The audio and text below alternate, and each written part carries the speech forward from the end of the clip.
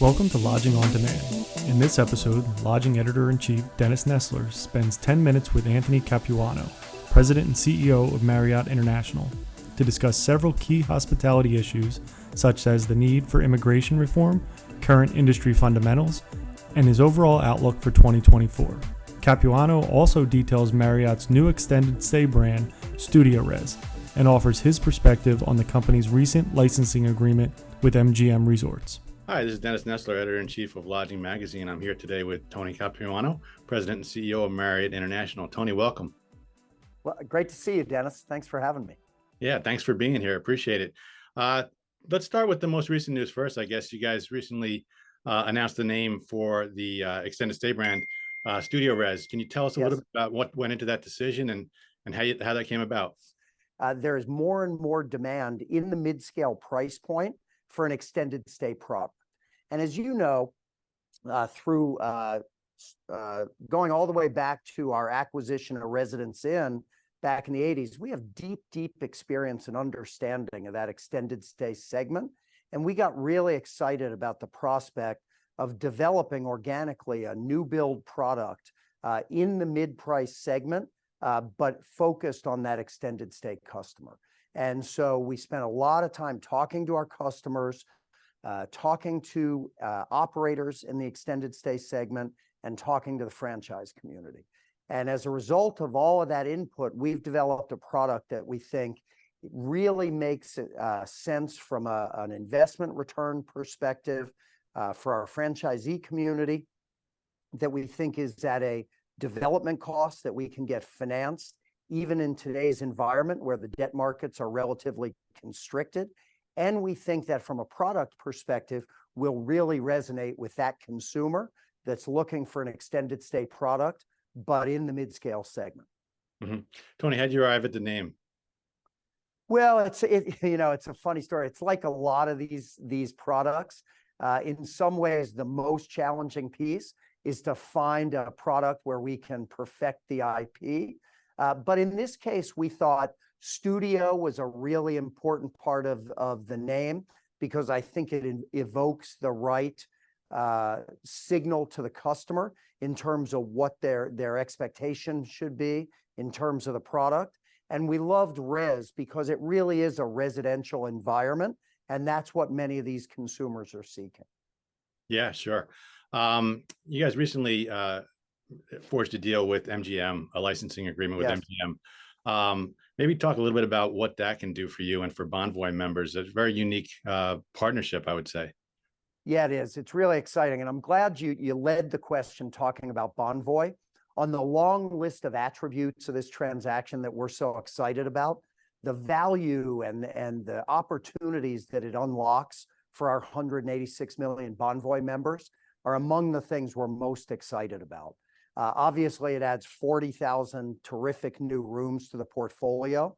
But when you think about the access to not only 17 extraordinary resorts, but the access to sports and entertainment and culinary, just the richness of the content that MGM has, we think our Bonvoy members are going to love it.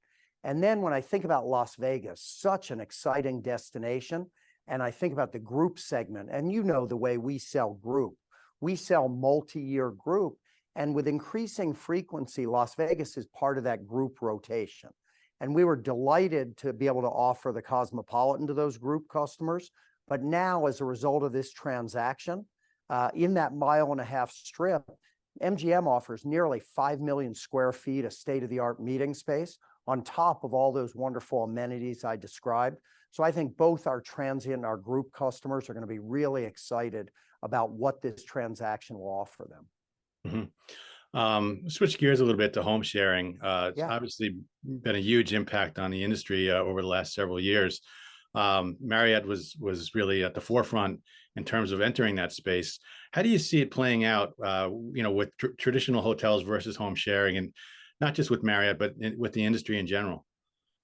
Yeah, with the industry in general, it'll be interesting to watch. I can speak to our strategy. Mm-hmm. And when we think about the growth of our footprint, the growth of our portfolio, in my old role running our global development efforts, people would ask me about our development strategy. And I said, in some ways, it's relatively simple and straightforward. I want to make sure I offer the right product for every trip purpose, everywhere our guests want to travel. Because if I don't succeed in that strategy, I'm allowing folks to leak outside of the Marriott ecosystem. And what we found, and this was a trend that maybe accelerated a little bit during the pandemic, for very specific trip purposes, a full multi-bedroom home better satisfied their needs for that specific trip purpose. So think about something like a multi-generational vacation. The ability to have multi-bedrooms with kitchen facilities and a central living room and maybe a backyard really fit the bill. And absent our ability to offer that product type within our ecosystem, it might cause that loyal Bonvoy guest to look outside the system. So we launched in earnest Marriott Homes and Villas. We launched with just a couple thousand homes, and we've seen that portfolio grow about 30x. We now have over 120,000 homes listed on the platform. It's growing by leaps and bounds. It's a platform that really only offers luxury quality multi-bedroom homes, full kitchens, laundry facilities. And what we hear from our customers is we really achieve that objective. For that specific trip purpose, the ability to find that offering and understand that, in effect, it has that good housekeeping seal, that we've vetted those homes, we've vetted those management companies, and that guest understands they're going to get that same quality that they've come to expect when they book a Marriott hotel, has really resonated with our customers. Mm-hmm. I'd like to talk about a few industry issues with you. Of course. Labor obviously is one of the big things that's been discussed much in the industry. You've been very outspoken about immigration reform.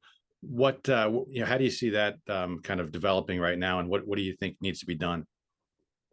Well, I think simultaneously, industry leaders, we've got to be pragmatic about the reality of getting wholesale immigration reform, particularly when you've got such a divided government right now that seems to struggle a bit on agreeing on almost anything. But that doesn't mean we should ease up on the accelerator in terms of helping government leaders understand the importance, particularly for the travel industry, of what immigration reform can do for our industry, and in turn, the economic impact that the travel industry has on the broader economic landscape here in the U.S. There are things we can do short of wholesale immigration reform that we should continue to push on, whether that is more temporary work visas, whether that is removing friction from the ability of inbound international visitors to get visas, to shorten visa wait times, to encourage the U.S. government to lean more heavily on technology to streamline the visa process.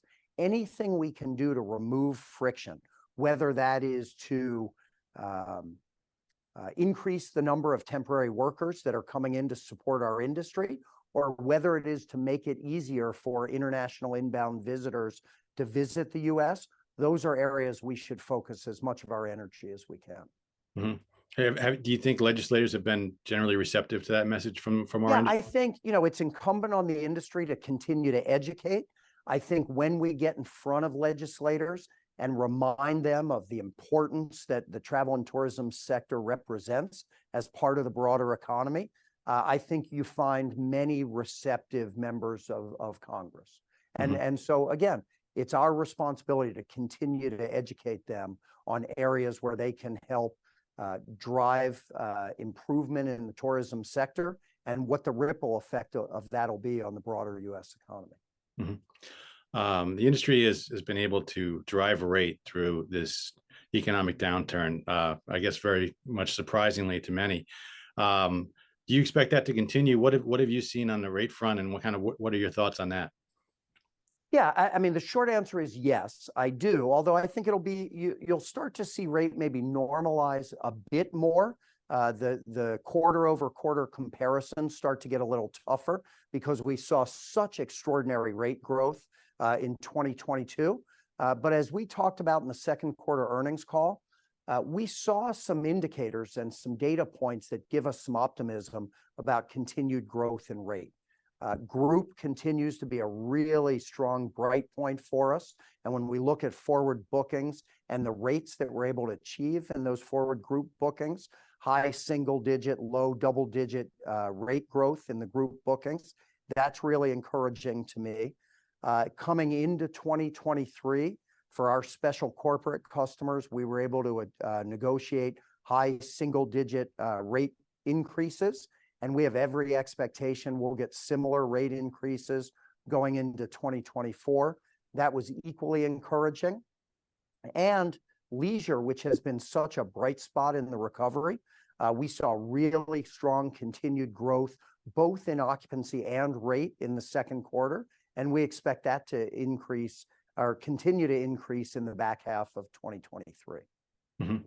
And Tony, what's your overall outlook for the industry going forward, back half 23, even into 24? Yeah, it won't shock you that I continue to be extraordinarily optimistic about not only the back half of 23, but into the future. I think while the pandemic was extraordinarily difficult on not only our company, but our industry, it was a powerful reminder to the traveling public how much they love to travel. And you've seen it in the travel trends and the speed with which demand has recovered. I think some of the trends that have emerged out of that recovery, blended trip purpose, the strength of leisure demand, a reminder of the value of in-person meetings, all of those trends, I think, bode really, really well for the future of travel and for the future of the performance of Marriott. So we continue to be quite optimistic, both qualitatively and in terms of the way we improved our guidance for the back half of 2023 and for full year performance. I think that improvement in guidance reflects our optimism about the future of the business. Okay, great. Thanks, Tony, for your time today. I appreciate it. My pleasure. Hey. Thanks for having me. Thank you. Thank you for listening to Lodging on Demand. If you want more content like this, subscribe to Lodging Magazine on YouTube. You can also subscribe to Lodging on Demand wherever you get your podcasts. For news and updates, follow @Lodging Magazine on Twitter, Facebook, Instagram, or LinkedIn, or visit us at lodgingmagazine.com.